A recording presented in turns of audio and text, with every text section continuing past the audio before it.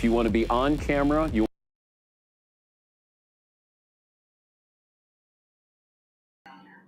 There we go. They want me on camera according to the ad at the end of that video. What's going on, everybody? Happy Wednesday. Welcome back to another episode of New Era Prep Nightly here on the Bleacher Brothers Sports Network.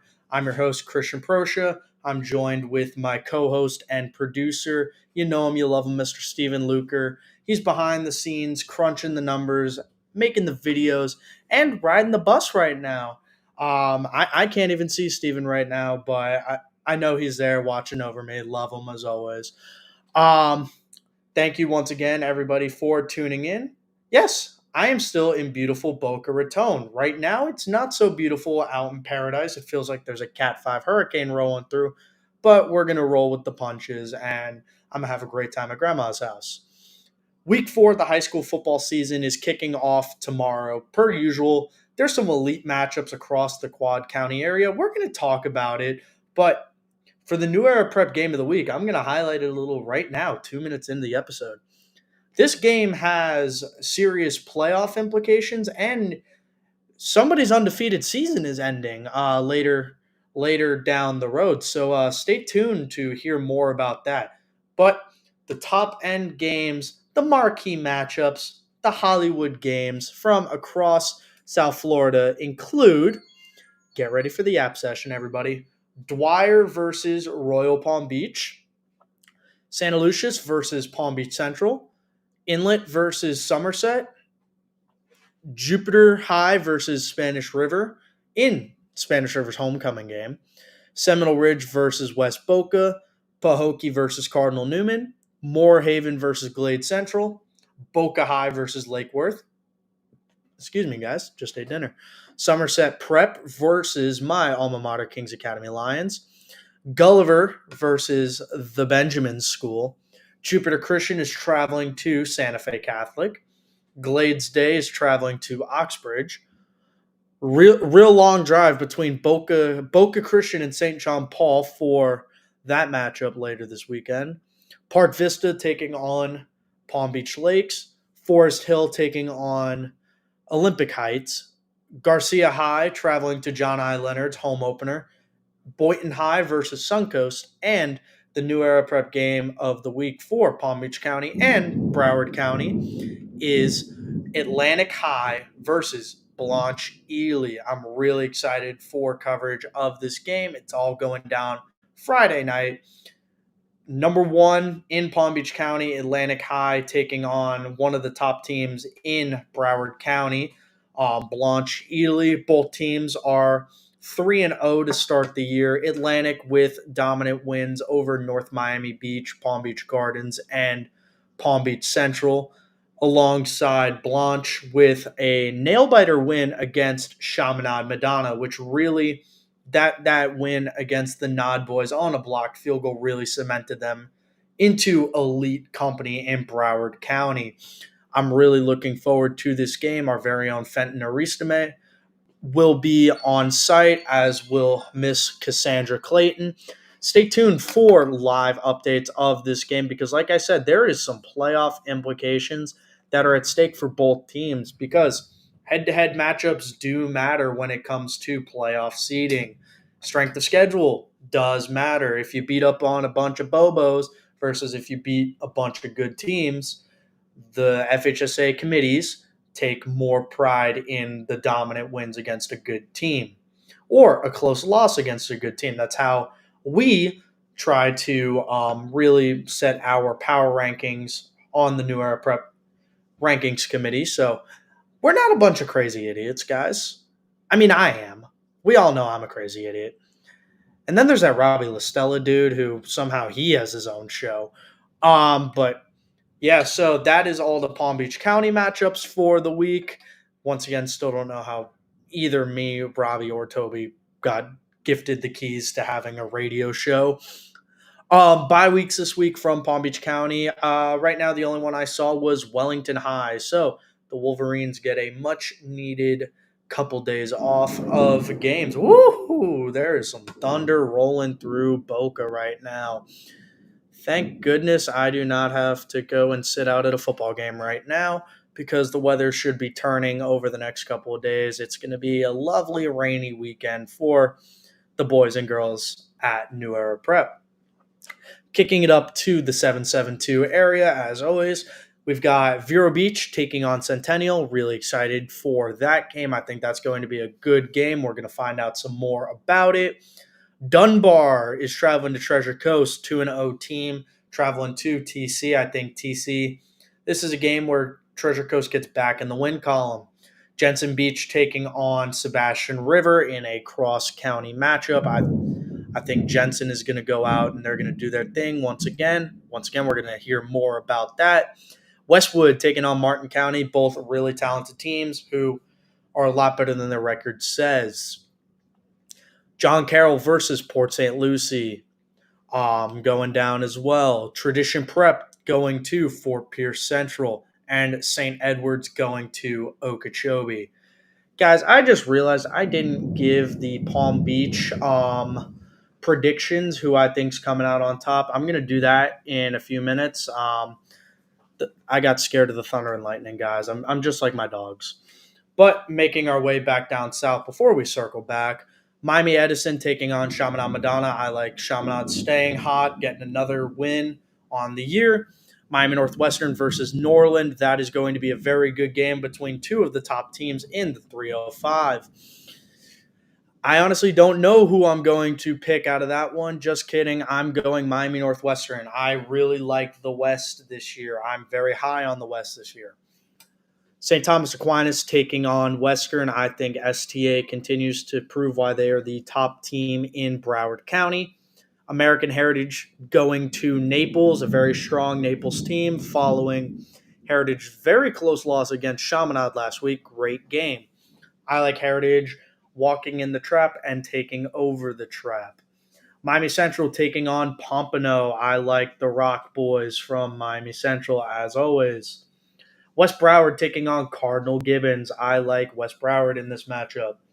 Coconut Creek versus Deerfield Beach. I actually think Creek gets their first win of the year this weekend with their matchup against Deerfield. Stoneman Douglas is taking on Cooper City. I like Cooper City. Cypress there we go. The lisp always makes an appearance, guys. You know it. You love it. We got to deal with it. Life happens. Cypress Bay, that's the one. Taking on MacArthur, I like Cypress Bay. Archbishop McCarthy taking on True North Classical, I like McCarthy. I think that McCarthy is one of the top teams in Broward County. They really came out of nowhere, and they have just been impressing to start the year. Calvary Christian taking on Clewiston. I like Calvary Christian as much as I despise Calvary Christian for always sending my TKA Lions home from a playoff berth throughout my high school career. Every year, Kings' season ended at Calvary. Not fun times for me during high school, except for the random state championship appearance against Chaminade Madonna my freshman year. Little throwback. Kings Academy is the most recent Palm Beach County team to go to a state championship in 2018. As far as winning a state championship, the most recent team is Dwyer in 2013. Anyway, enough about Palm Beach County because y'all want to keep hearing about the 305. Monsignor Pace taking on Doral. I like Pace coming out of this one. And Carroll City versus Westwind Hialeah. I like Carroll City. Now the ones that you all were waiting for. We're going to circle back to Palm Beach County because I rudely forgot to give my predictions that people love to clip and put on Twitter when they win. So keep doing it, guys. Dwyer versus Royal. I like Royal Palm. I think that Royal Palm is a very hot team. I think they're going to continue staying hot. I really like what Coach Kenyon has been doing out there. Max Greiner has been elite so far, and their wide receiver core has benefited from it. Give me Royal Palm. I will be at that game tomorrow night. Really excited to see the new Royal in action. Santa Lucia's versus Palm Beach Central on Friday night. Palm Beach Central appears to be getting back into the win column following some changes in the office as far as play calling goes. Really liked what I saw out of Palm Beach Central. Really, always like what I see out of Santa Lucia. So I think this is going to be a game that first off, I'm going to be there. on Friday night. But I think this is going to be a game that's going to go down to the wire. I don't like using 7-on-7s into account, so I am going to disregard what happened at the FAU 7-on-7. That only tells half of the story. But I like Palm Beach Central's offense a little better than Santa Lucia's defense. No shade. No shade whatsoever. Please, guys, don't get mad at me. I'm just giving the unbiased analysis. But I think Santa Lucia's can very easily turn it on at any point. Both have the two top passing offenses in the county. Give me Palm Beach Central getting their first home win of the year. Inlet Grove versus Somerset.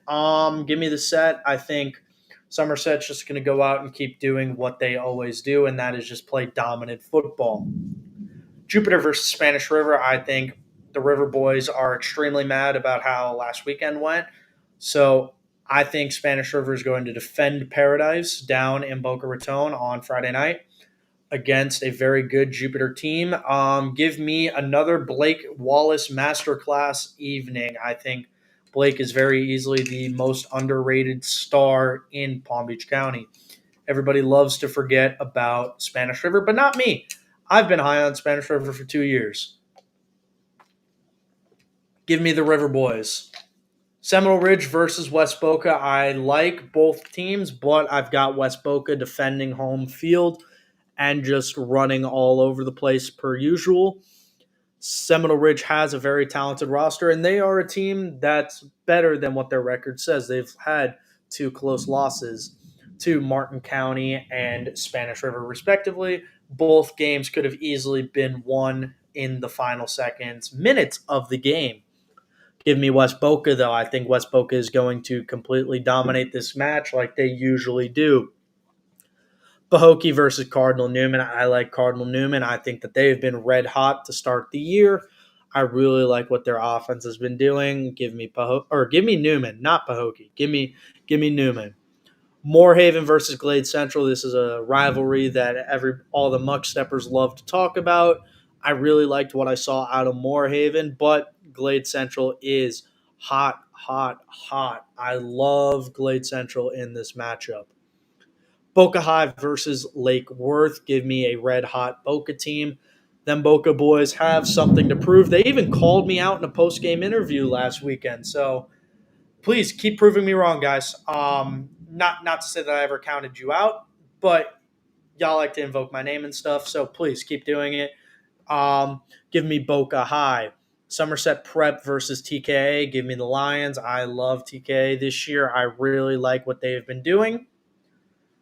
Really no more analysis other than that because Kings just keep doing what you're doing. Joe Daly, continue having a day. Javian Jones locked down on both sides. The Champion brothers, Levi and Hudson, have been absolute elite linebackers. Then you have Nick Darling, who is very easily one of the best edge rushers in the county with a 3-sack game against Gulliver, who we're going to talk about now. Gulliver versus Benjamin. I think Benjamin gets their first regular season win of the year against Gulliver. Despite having a couple inactives last weekend, they still kept it moderately tame against a very good Cardinal Newman team.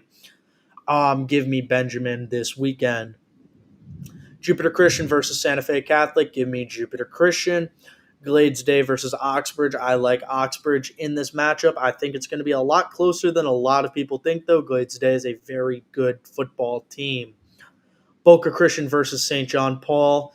Give me the Lax Bros of St. John Paul. Park Vista versus Palm Beach Lakes. Give me Park Vista. I really like what they've been doing out there. Once again, a team that I think has had a couple early losses, but they're resilient. Park Vista is a very resilient core. They were down against Wellington. Brock Mitchell with a walk-off touchdown to end the game. That was a cool play.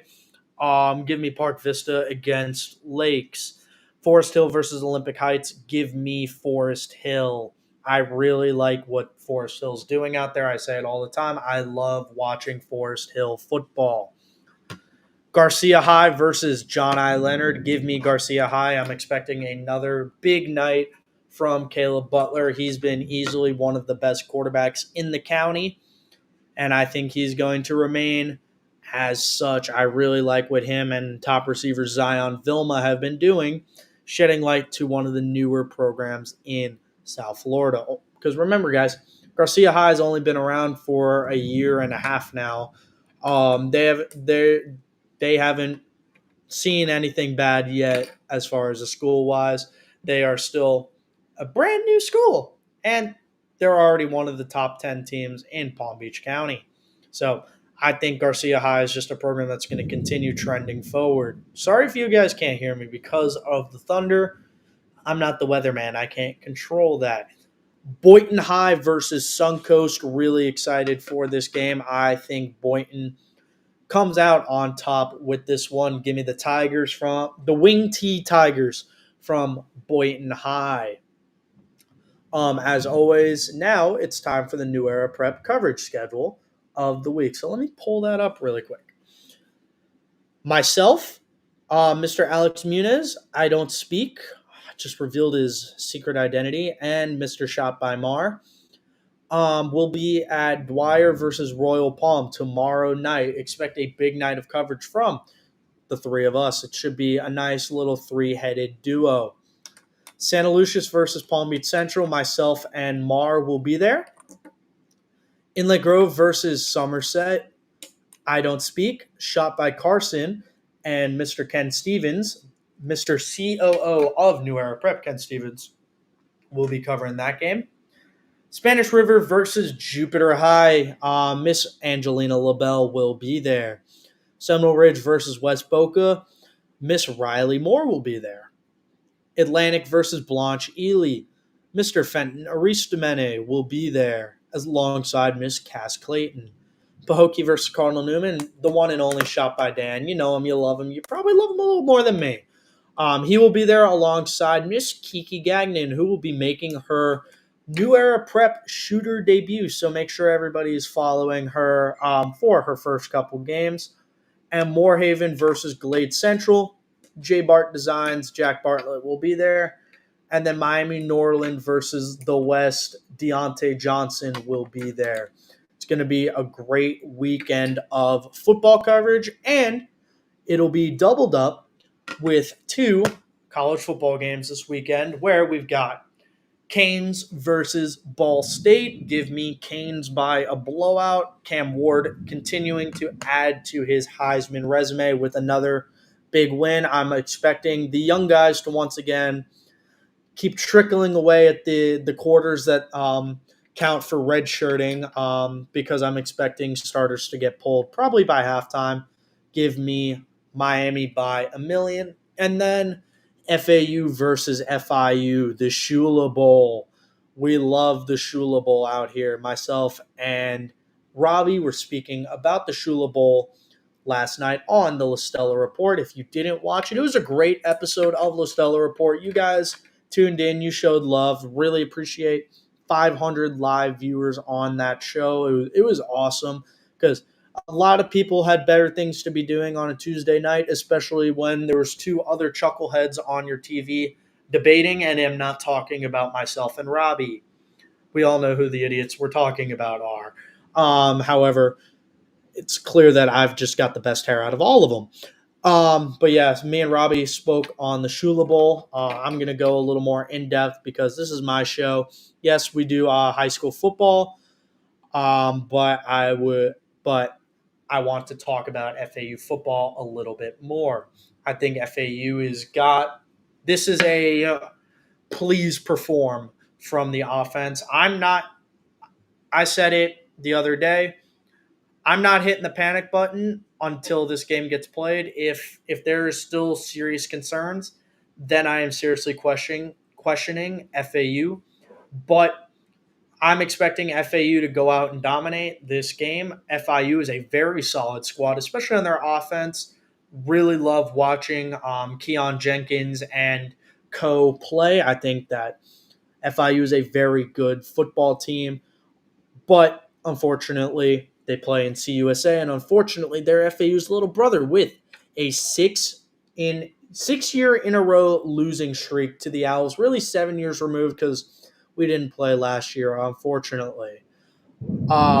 but I like the Owls coming out of that one. Definitely not biased or anything. Give me FAU, but I do think it's going to be a closer game than most expect due to FIU's firepower on their offense. I really like their receiver core. Um, but I like FAU's defense more. So give me the Owls by a million. Like I said, it's put up or shut up for the FAU offense. If not, I will rationally listen to the fans who are calling for change, whether it's under center or calling plays to the center. I can complete or calling plays to the QB. I completely understand depending on the outcome of this game. Give me FAU though, but I think FAU is going to get things together. Um, 1 second, guys. I'm just making sure Steven is paying attention. All right, boom, there we go. All right, yeah, like I said, we are going to the bottom of the hour right now. A little bit longer first half of the segment than what you're used to. I try to keep it around 15 minutes to start. That way it gives me more time on the back end to bring a guest in. Coming after the break, I'm going to be joined with the one and only Mr. Mike Fabian. Y'all know him. We've had him on the show before. I think the avid 772 ball knower himself, Mike Fabian, is going to go, and we're going to talk some 772 ball alongside some other things that he's been up to in the past couple of days. Steven's saying keep yapping, so I'm going to keep yapping, guys. It's a good thing I didn't talk about the New Era Prep game of the week, Atlantic versus Blanche Ely. I know this is just all over the place today, guys. Whatever. Atlantic versus Ely is going to be a high-powered game. Both teams have such elite offenses. I think that Atlantic and Ely is going to be a shootout. I think whoever holds on to the ball last is going to be the team to come out of this game.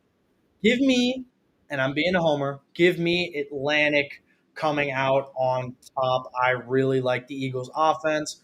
Lincoln Graff, Teddy Hoffman, DeAndre Desner, alongside Kamari Walcott and James Jones. What more do you need off of this offense? Hi, Mike. Hey, what's going on, Christian? How you doing, my friend? We were actually just wrapping up the Palm Beach segment. Guess we're not going to. Oh, bye, Mike. Uh, yep, Mike, you got muted. Womp womp. But yeah, give me give me the guys from Delray Beach, the Atlantic High Eagles coming out on top. But now I'm hoping. Oh, all right, there we go. All right, we are not. He's back. The boy is back in town. We are just not going to do a break today, I guess. 1 hour of uninterrupted yapping from yours truly. What more could you want on this fine Wednesday night? Mike, how's it going, my friend? How you been? It's good. I'm just trying to navigate through this wonderful weather in Florida. Like getting my 10 to 15 minute car wash real quick, and just drop the kids off at cheerleading. So dad life. Dad life. That's a life I hope I don't have for a very long time. I'm still 20. I am single, so any ladies in the crowd, just kidding. It's Bleacher Brothers, not Bleacher Sisters. I highly doubt that I appeal to the female audience on the focus group. So, but but yeah, sure. Hit me up. You get free Instagram pictures out of it, I guess. That was a good Tinder promo right there. I ain't gonna lie to you. Oh, I don't use Tinder anymore. But anyway, before we get completely off the rails, um, let's talk some 772 ball with the avid 772 ball knower. Mike, Jensen Beach is the team to beat right now. Jensen from kickoff classic to today has been the most dominant team in the 772, starting off 3-0 on regular season with top wins over top teams in the area. Oh yeah. You've seen Jensen a bunch over the past couple weeks. What has really clicked for them to start this hot streak? Their defense. I mean, they rely upon their defense, which is very stout. It's elite. I'm very anxious to see what their upcoming battle against Benjamin, to see what that defensive front does against Benjamin's offensive line, because me and you both understand that um, Benjamin has one of the best offensive lines, maybe in the state of Florida, not only just in Palm Beach. And I'm very anxious to see if the speed of Jensen Beach is something that the Benjamin offensive line is going to be something that they can handle. But something else that stood out to me thus far is how vital the transfers have been for Jensen Beach. I mean, you got Dominic Lucci in the backfield looking, I'm pretty sure every single game I've gone to, he scored. And I've spoke about it, and I said it every single time. Anytime I go to see Tristan Taylor, wide receiver, play, he ends up making a catch or doing something that it just blows my mind. That connection between him and Johnny Arn is just something that is fluid. The chemistry is there. I'm pretty sure, I'm actually almost, I would have to say 99.9% positive that 7-on-7 teammates and has carried over into regular football. So for the people that sit there and bash 7-on-7 football, it's kind of hilarious to see that one of the best connections in the 7-7 right now are two kids that played together on 7-on-7 football. So that's just a testament to the work that the Florida Outlaws have done, and most of all, just building the chemistry between those two new teammates who look like they've been playing with each other, pause, for about roughly 10, 15 years, Little League ball all the way through. So that's something that really stands out to me. They complement each other. The offense complements the defense. But I would say that Jensen's identity is their defense. So now, with such a strong defensive core on Jensen, I want to flip it over to what's the quote unquote not strength, or not strength, but the little brother kind of just this offensive big three. You've got a back that's in the end zone every game, like he's 2023 Raheem Mostert, and then you've got one of the best wide receivers in the area, best wide receiver and QB duo in the area. What about this big three is going to keep elevating Jensen to the next level? As long as they like, that's it. That's something that, and we're gonna get into it because I know we're gonna be talking about some other football teams here. And the fact of the matter is that Jensen has found their identity. And when you find your identity and you have that chemistry there, you mow through teams. Like every single game, it seems to be that the same players are standing out and that are, you know, making a name or doing things that are just jumping out to you in a fashion that is key to their success. They came out from week one, or you could even say the kickoff classic, and their identity has remained the same. They're not getting cute with it. They're not doing anything that's jumps out to you like a Kansas City Chiefs offense where you have a bunch of players going in motion and all this, that, and the third. They're just doing what they're good at, and they're excelling in that fashion. So for them to keep that going, they just need to stay with what's worked for them thus far. A stout defense mixed with a great offense. And you know what else is really interesting to me, Christian, is they're getting set up with great field position. Their special teams, including the return men, and I can't think of names because there's just so many that are on that team that you could list off. But they're getting set up with great field position for the offense to succeed. And then on top of it, they drive the ball down the field. They're either going to score or they're going to put you in a predicament where you're going to be backed against the wall. Their punter is phenomenal. I've seen them punt people inside the 1 yard line probably about 2, 3 times this far. So they're a team that is really jumped out. And just like everybody expected, Jensen Beach is the team to beat in the Treasure Coast. So now, like you said, Jensen is the team to beat in the Treasure Coast. This is a brutally honest question because Jensen has, it's not like Jensen's beaten up against schools that field the blind and the deaf. They're beating up on good football teams. They are beating good football teams. So now, when you're sitting back and you're looking at this, and obviously box scores tell a lot more than actually being there, but can anybody stop Jensen in this area? And if so, what would it take? Well, that's the thing. You, I thought they were gonna. I thought Treasure Coast was gonna beat them. I'll be honest with you. I sincerely thought Treasure Coast was gonna beat them. And Treasure Coast is the only team that caused fits and actually gave them a run for their money. I mean, they were able to slow down the offense. They were able to get Johnny out of the pocket and create difficulty for him. And it actually looked like Treasure Coast was going to come away with it. I had to pull over. This rain's getting crazy. Um, and the thing about it is that to beat Jensen, you're going to have to keep the offense off the field. You're going to have to produce on defense. And then most of all, you are going to have to produce points on the board because if you get into a shootout with them, they're going to keep up. So to beat them, I don't know what the recipe is, and neither do any of the coaches because nobody's done it thus far. So we're going to see coming up. They have a good stretch, and we're going to see what these teams are capable of doing. I thought Westwood was going to give them a run for their money, but in the first half, they were blowing them out. I thought the skill that Westwood had was going to be able to be difficult. And Oh, most Mikey, I think we're losing Paul you. Westwood. You there? No, can you hear me? Yeah, I can hear you now. We're good. Uh-oh. Uh oh. Okay, good, good. Anyway, I'm back. I'm back. I'm back. I'm trying. I can hear you now. I can hear you now. Maybe I just got to keep driving. All right, good, good, good, good.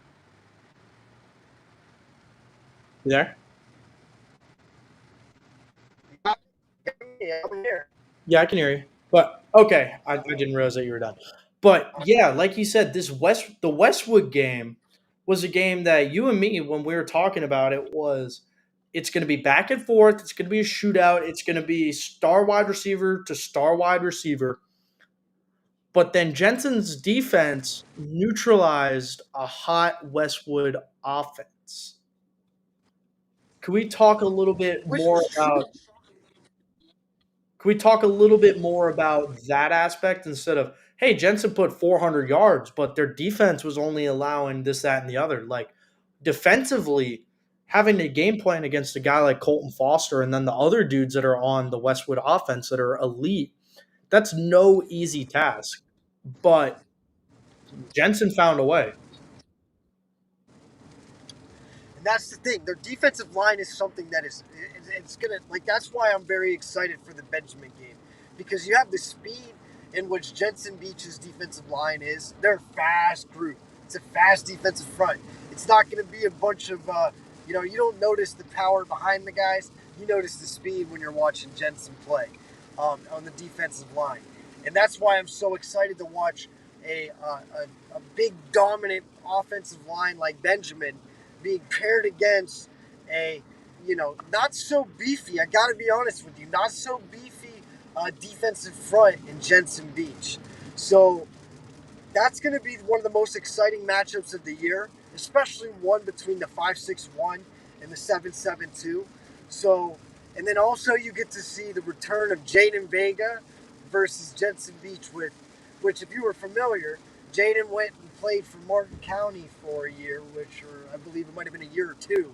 And Martin County's rival was Jensen Beach. So to be able to watch that matchup is going to be a fun sight to see.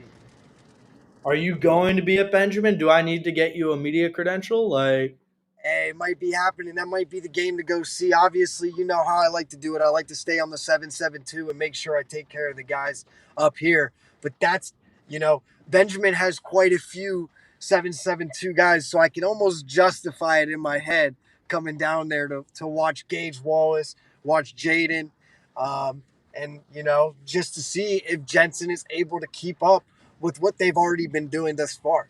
So I might have to let you know on that. I'll be in touch. all right, yeah, let me know. I've got Benjamin's AD's kid on the New Era Prep staff, so I'll just hold the kid hostage until they let you in. Got him. Uh, That's blackmail. We got him. We got him. We got whatever we want. We can go to any easy work, team. easy work. You will be at Benjamin if you want to be at Benjamin.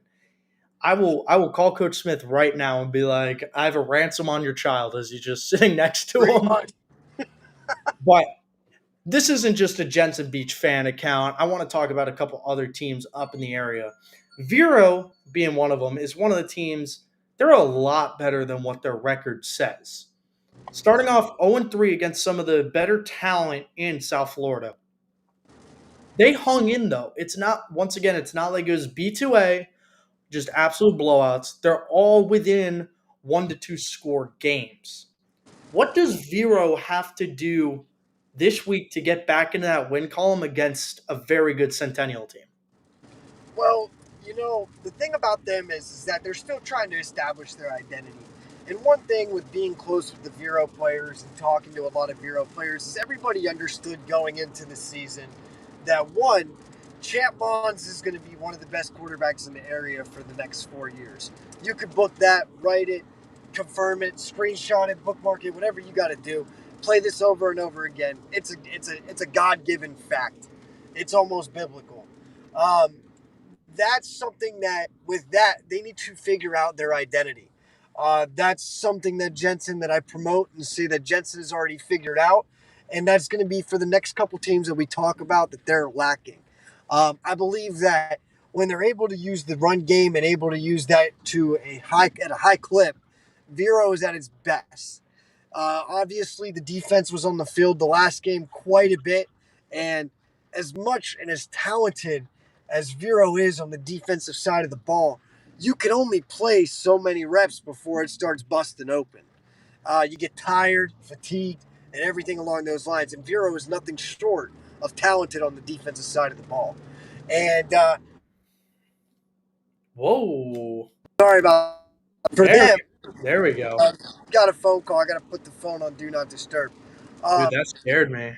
But the Vero needs to figure out their identity on the offensive side of the ball, and then obviously as the year goes on, the mistakes will lessen for Champ Mons. He may thrown a couple picks, but the resilience in which I've seen. The one game that stood out for me was I believe was Ely, which by the way, controversial call at the end of the game. I don't know if you've seen it. I don't know if you watched it. Very controversial call. There's been quite a, and I'm not one of those guys to get on the refs. They do a great job, a fantastic job for what they're given and what they have at their disposal. But an extremely controversial call that I would actually have to say, I don't know if I'm making in that point in time. But one of the things is that they need to figure out their identity. And when Champ starts lessening the mistakes, the less interceptions, the less throwing the ball, holding onto the ball too long, and rolling out of the pocket when it's not necessarily needed, they're going to just become more of a firehouse football team. I'm anxious to see what they do against the area. Obviously, I received quite a bit of criticism for keeping Vero in my top five in the power rankings over the past few weeks, but I still stand on what I mean. I believe that they're going to roll through pretty much a lot of this area. I believe that they're more talented than a lot of these teams in this area, but who knows? Like you said, they're playing a sharp Centennial team who has a very, very good defense. You got Brooks Williams, Anthony Sajay, Anthony Sajay is having a fantastic year at DB. You have also Sebastian Polinice, who I've spoke great about, another corner, which, these teams are just getting better and better as the year goes on, and especially with the transfers that came in. We got to remember this, guys, is the transfer portal opened up. A lot of these schools got a lot of different transfers. Granted, I know that we spoke on the fact that Tristan Taylor and Johnny Aaron have a great chemistry that rolled over from the 7-on-7 football, but at the same time, a lot of these kids are just getting accustomed with each other. They're getting used to the when they need to release the ball or when they're going into their break, especially at the wide receiver position. If they can trust them in one-on-one coverage or if they have their back in zone. A lot of these things are going to play out week to week. So I believe that Vera, once again, like I said at the beginning of the year, I didn't think they were going to roll through teams at the beginning. I honestly didn't.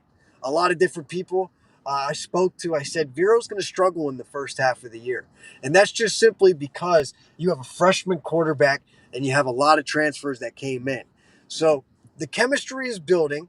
They're getting better and better each week. Champ Bonds is becoming, I don't know if you've watched him play, but the man has a cannon for an arm. And he's trusting that more and more. He's taking more and more chances into one-on-one coverage.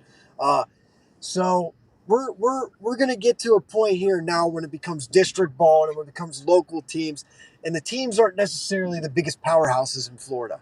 And that's no disrespect to the great football programs that I get to cover on each Friday night. It's just the God given truth. So I'm anxious to see what Vero's able to do against a Centennial team that is also still building.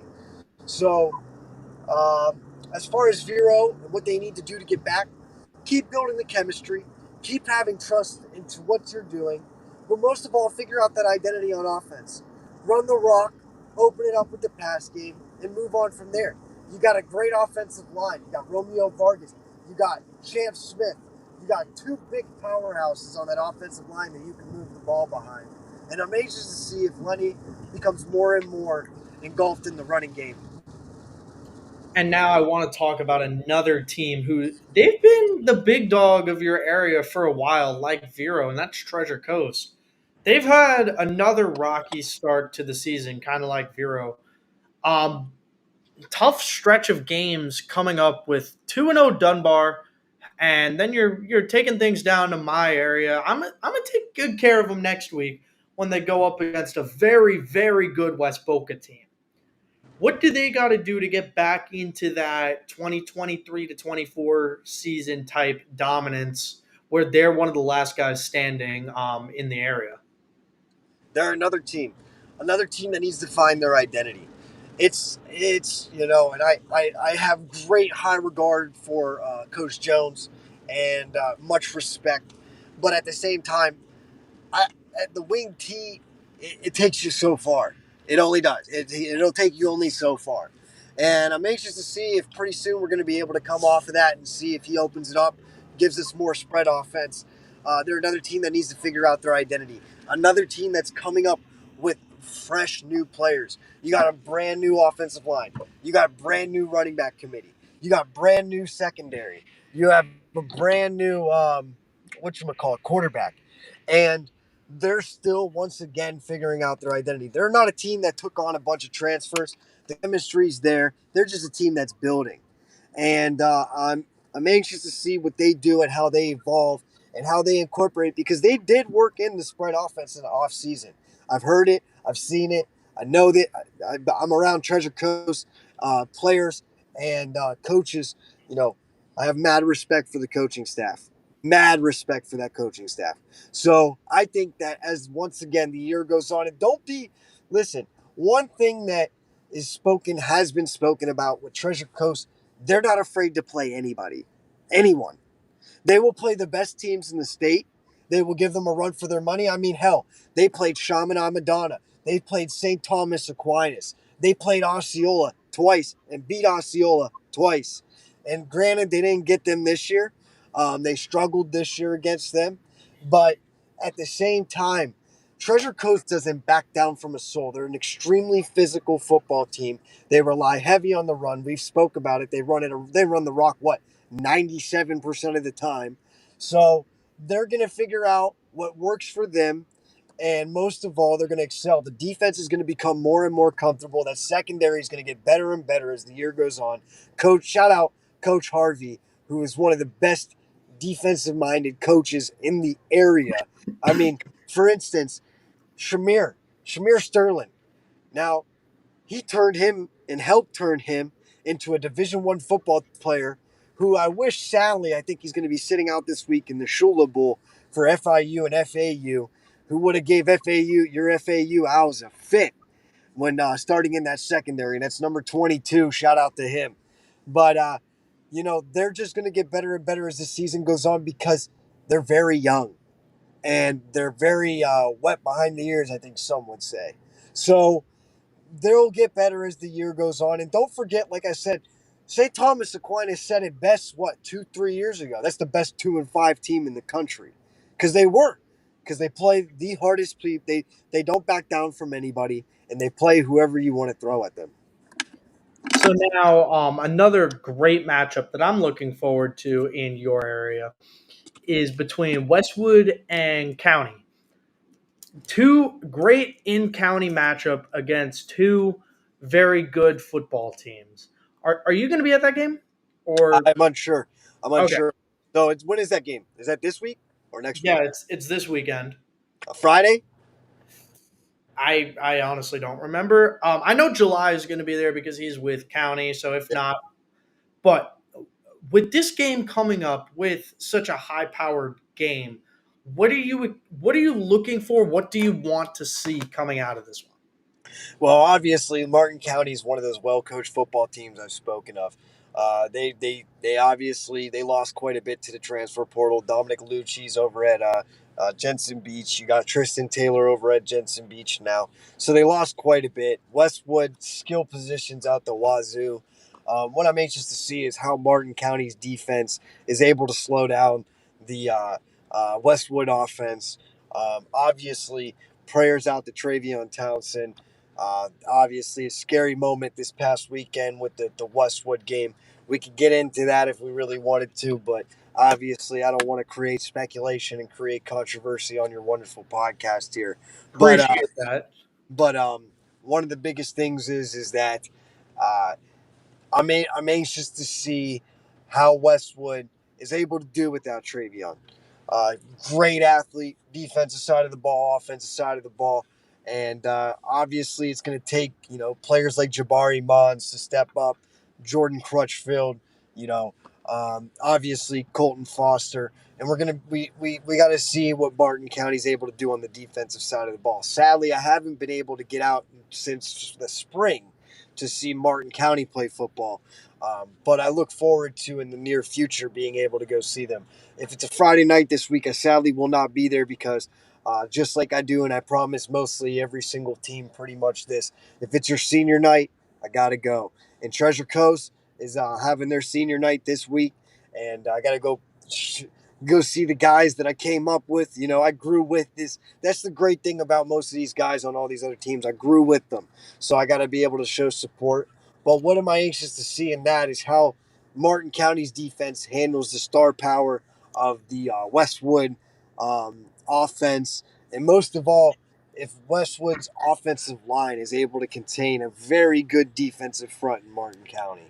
Um, that's one of the question marks coming into the season was Westwood's offensive line. We know that they have the skill position players, but we were always nervous about what the offensive line is able to do. It is, I wouldn't say a weakness, but I wouldn't say it's their sharpest point. So we're going to be able to see if Martin County is able to expose that. Martin County, they're one of those teams that's going to run the rock on you, open it up with the pass game, and you know, shout out to my guy Vaughn O'Brien.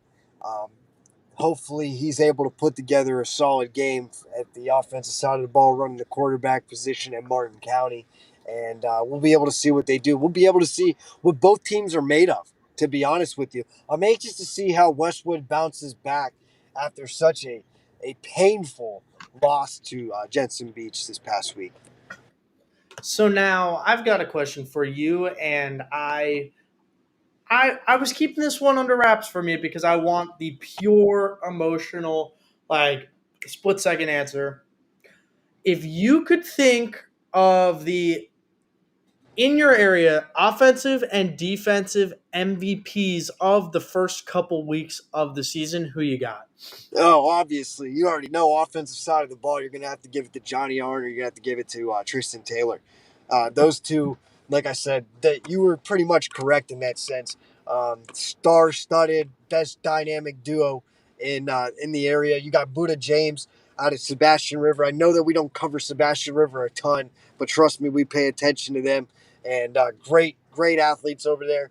And also, you got Champ Mons, who I'd have to say him and the connection between either him and Ephraim White or him and I believe it's Stinson, who was a transfer over from Fort Pierce Central. And also, let's give a shout out to Fort Pierce Central. Anthony LaMattina leading the way with the Fort Pierce Central. I believe they're 2-1 right now, and they're not just beating teams. they're beating the hell out of teams. So a shout out to Fort Pierce Central and what they're doing over there. Coach Watkins is putting together a great, solid year thus far. Sadly, though, we've seen this side of Fort Pierce Central. I believe last year they started off 2-1 as well, and then sadly, I don't think they put together much wins after that. So I'm anxious to see if they're able to carry that on this year. But if I had to pick one, you got to give it to Johnny, or you got to give it to Tristan Taylor as the co-MVPs on the offensive side of the ball, leading Jensen along the way at 3-0. On the defensive side of the ball, you already know. Listen, they might not have a win right now, but it's TJ Alford. And the reason being is not because of my relationship. The reason is because of the fact that that kid is in every single play. He is a factor every single play. Either he's getting a PBU or he's in on a tackle and he's creating problems with the quarterback. Granted, they haven't won, but that would have to be my defensive MVP right now because the kid is playing stellar. And then obviously, like I said, Anthony Sajay putting together a great year at Centennial. A great, fantastic year. I believe he has like what? Let me look at the stats real quick. I believe it was around 13 PBUs thus far or something along those lines. Let me check. Damn. Just to make sure if I'm still there. I'm still here. You can still see me, correct? Incorrect. Yeah, Incorrect. when But you you can hear me. We can pull this up real quick. Takes 10 yep. seconds. Let's see the stat. 14 tackles. I'm sorry. 10 solo tackles. 2 tackles for a loss. 1 interception. And I was wrong. I got the wrong 3. 3 PBUs. So the kid I is was about to also say, playing. Yeah, 13 PBUs would be nuts. But it was the 14 tackles that jumped out to me and 10 solo tackles. A corner that's not afraid to get down and dirty and make the play. So, 2 very good athletes right there, balling out. Those are going to be my 2 defensive MVPs right there. so now we talked a lot of ball, but I want to switch over to some things in the personal life that have been really blowing up over the past week and a half. Your brand, Fabian Digital Media, 2 weeks in a row, you're going to be spending a good chunk of your week at Hard Rock Stadium this weekend, covering both the Dolphins game and the Canes game. Can we talk about like just the journey? I know we like to talk about it, but you're in the broadcast booth for the Finns game, right? Yes, usually. So I range. I either am in the broadcast booth helping out those guys up there, or I'm in the compound helping out the people that are in the trucks. Which shout out to those guys, the guys behind the scenes putting everything together that you see on TV. You guys can't even you see our setups. Their setups are ridiculous. It's beautiful. You go in there and you're pretty much in video editing heaven, and I've also worked with the sideline reporters in the Journey. Man, it's something that I've cherished lately. Because of the fact of the matter is that I'm going into year 7 working with these networks. And it's been nothing but, if you asked me 7 years ago or something along those lines, I believe that if I would be doing this, I would tell you you're crazy. Um, I've had conversations with people that I never imagined in my entire life. A lot of people give this is going to be a funny one. A lot of people go at my guy, Joe Buck, one of the best people I've ever met in my entire life, including Troy Aikman. You would never imagine that they're at the stature that they are. I'm very excited that I'm potentially going to be working on Monday Night Football with those guys again and be able to see them. And to be honest with you, the only reason why I'm in year 7 is because of those 2. I did work for those guys back in the day, and they recommended me and made me a prominent or preferred hire for Fox Sports. And that's who I've been with the longest. Obviously, I'm representing the CBS Sports hat right now because CBS also has graciously given me an opportunity, and I've been working with them now in year 2 for those guys. So the journey has been nothing short of but incredible. Um, you know, Working at Hard Rock Stadium is one of the best jobs I've ever had in my entire life. I get to walk around, meet the individuals. Some of those security people, just so you guys know, they've been there the whole time that I've been there. So building relationships along those lines and just working alongside some of the best minds in football and watching how they operate it has been a true and utter blessing. God has graced me with that. And obviously, I'm not going to make this a religious podcast, but truthfully and honestly, all glory to God, because I wouldn't be here and I wouldn't be doing that without Him. Amen, brother. Yeah, I just want to congratulate you because it's been a long time since I've said this. You might be the most well-hatted person to ever come on my podcast. You've officially beaten me out with the CBS hat. That's a pretty good story. I'm still more well-haired than you, Oh, but without a doubt, without a well, doubt, blow that out. I was about to say you could pop off a little mullet chick, right? This Oof. that that disappeared when I was 14 years old. Never came back. I'm I still was- waiting for it to come back. It never came back. But then now, so that's gonna be Thursday, but Saturday, past Saturday, and this Saturday, you're shooting the Canes game, right? Absolutely. Oh yeah. Can we talk about the real good football team in college football? You like to say Ohio State, but we're gonna talk about that U, baby. Hey, Like I love it. Listen, I will tell you this right now. The U, just like my fellow bald-headed guy would say, Paul Feinbaum, the U is back. The U is back.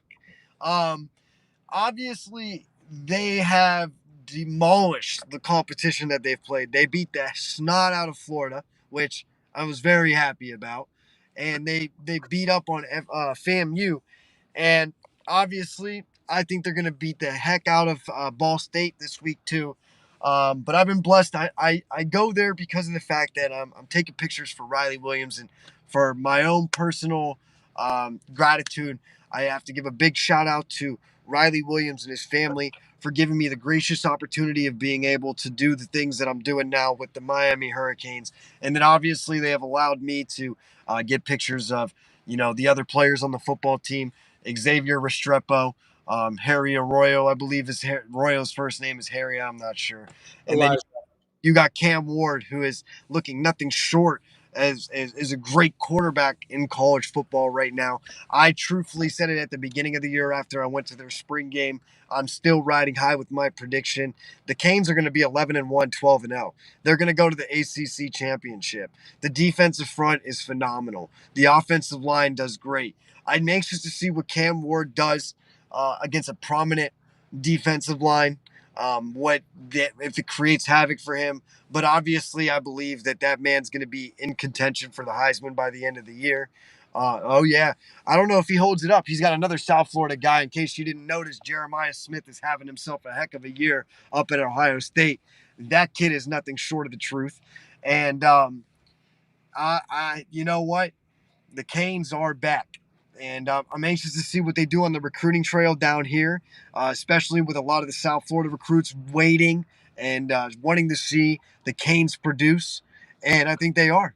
And the Canes are proving a lot of people wrong, and they're proving a lot of people like myself right, as they are going to be what I believe the ACC champ this year. You heard it from my good friend Mike. Here, the U is back, baby. I've said it a couple times, both on my show and also on the one and only Listella report. Unfortunately, the last time I went on record and said that, I got called a psycho Canes fan. Twitter. Direct quote. I still have the tweet somewhere. And then the next day they proceed to absolutely murder Florida. So, but I just want to thank everybody so much for tuning in to New Era Prep Nightly here on the Bleacher Brothers Sports Network. I'm your host, Christian Proscia, joined here by the one and only Mike Fabian. Hope everybody has a great rest of your night. As always, make sure to tune into all New Era Prep social media accounts for live, fast, accurate, truthful high school football news. For Bleacher Brothers and New Era Prep, I'm Christian Proscia. Have a great night, everybody. Take care, man.